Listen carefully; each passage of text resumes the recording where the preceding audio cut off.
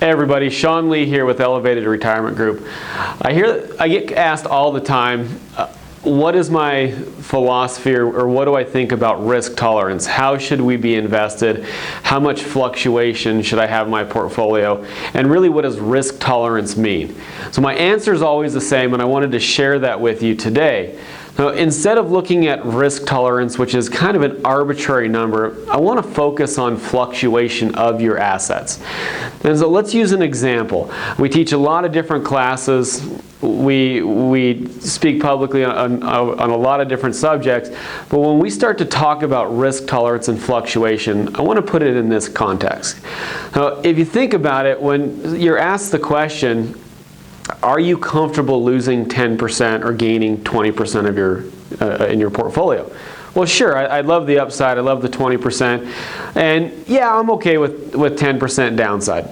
But if we think about that, let's put that into real numbers, and then we get a really clear idea of what fluctuation really means to us and what our comfort level is.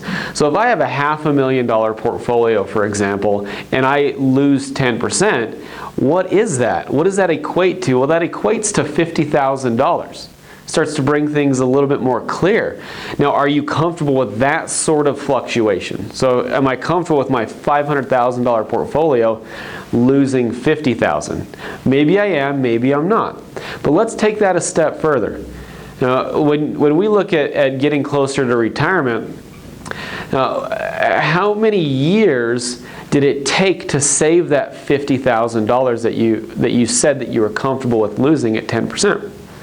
Now, how many years did you have to save to get $50,000 into your account?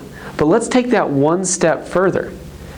How many years of income does that $50,000 represent in retirement? Is it 1 year of your income? Is it 2? Is it 3? Is it 4? Is it 5? That's what I want you to focus on, and that's what I want you to think about when it comes to risk inside of your portfolio. Risk tolerance is much different than fluctuation, and as you start to move and as you start to transition into the retirement phase, I want you to focus more on fluctuation, because that will give you a really clear idea of how much of the ups and downs of your portfolio you're really willing to take. Thanks for listening to the video. I hope this was valuable for you. Have a happy retirement and all the best.